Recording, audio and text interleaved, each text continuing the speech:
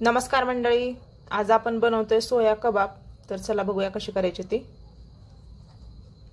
तर मी सोया घेतलेला आहे पावशेरच्या निम्मा। आपण याला आता पाण्यात भिजत घालूया।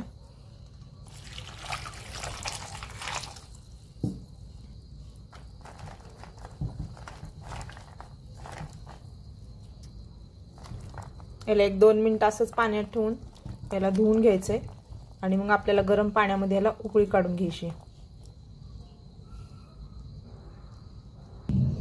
तर ह्याला मी धुवून घेतलेला आहे 2 मिनिटांनंतर।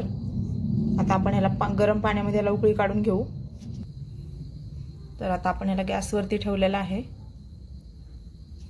आता आपण पुदिन्याची त्याच्यासोबत खायला चटणी बनवणार आहोत। तर हे 2-3 आल्याचे तुकडे आहेत, हे धुतलेला पुदिना आणि ह्या 4-5 हिरव्या मिरच्या,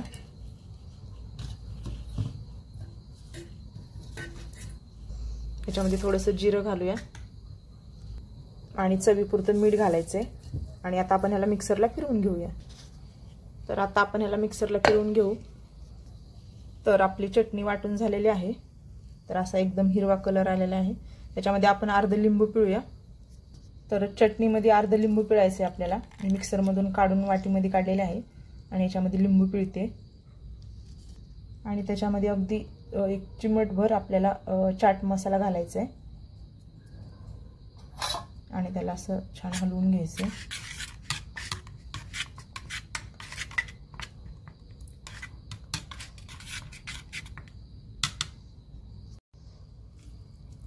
तर मी गरम पाण्यामध्ये उकळी काढून घेतलेली आहे आणि पाणी पण सगळं याच्यातलं काढलंय एकदम दाबून दाबून। तर तुम्ही पण काढताना असंच काढून घ्या आणि आता आपण ह्याला मिक्सरला फिरवून घेऊ। तर एकदम मिक्सरमध्ये असं मी बारीक काढलेलं आहे। आता याला मिक्सरच्या भांड्यामधून एका ताटामध्ये काढू। तर हे मी उकडलेले 2 बटाटे आहेत, आपण ते पण घालूया त्याच्यामध्ये एकदम बारीक करून।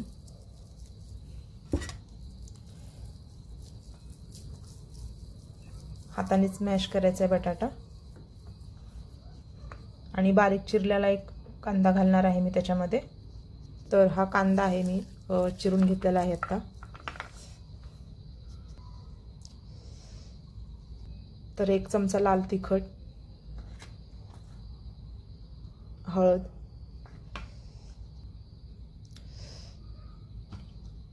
थोडासा चाट मसाला आणि थोडासा गरम मसाला, थोडीशी जिरा पावडर, चवीपुरतं मीठ। तर त्याला पूर्ण सगळं असं मळून घ्यायचंय, सगळं एकजीव करून छान असं मळून घ्यायचंय आपल्याला। तर याच्यामध्ये थोडंसं आपण कॉर्नफ्लोअर घालणार आहोत, म्हणजे एकदम असं कुरकुरेपणा त्याला येईल आणि छान असं मिक्स करून घ्यायचंय। तर आपण असे छोटे छोटे जे असे कबाब करून घेणार आहोत।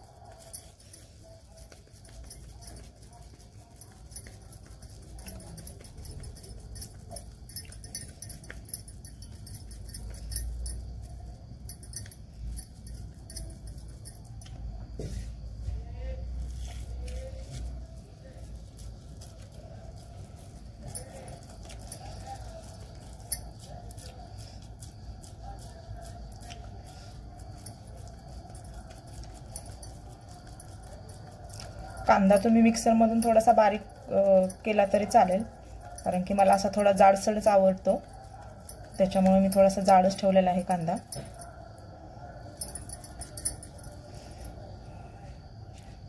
तर असेच आपल्याला सगळे कबाब करून घ्यायचे आहेत।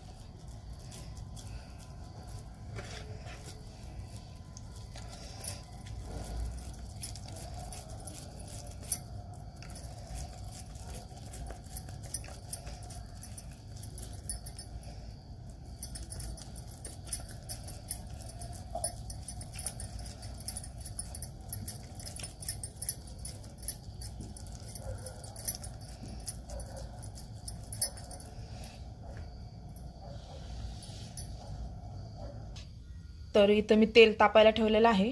तर आता आपण सगळे कबाब तळून घेऊया आणि त्याला कॉर्नफ्लोअर मध्ये आपण त्याला कोटिंग करूया।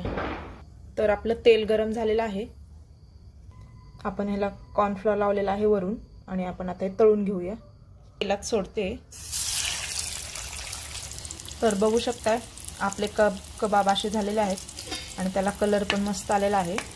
पण याला थोडेसे आपण कडक तळून घ्यायचे म्हणजे खायला छान लागतील। आणि तुम्ही म्हणताल हे तेल असं पिवळ्याचं असं पांढरं कसं झालं, तर मी थोडासा कॉर्नफ्लॉवर घातला होता त्याच्यामुळे ते तसं झालेलं आहे। तर ह्याला मंद आचेवरती आपल्याला तळायचे। तर माझे कबाब अर्धे तळून झालेले आहेत, मी अर्धे असे लांब तळलेत आणि दुसरे मी गोल केलेले आहेत। तर तुम्ही करताना थोडेसे पातळ करा, माझे थोडेसे जाड झालेले आहेत, तर तुम्ही थोडेसे पातळ करा म्हणजे छान असे कुरकुरीत होतील।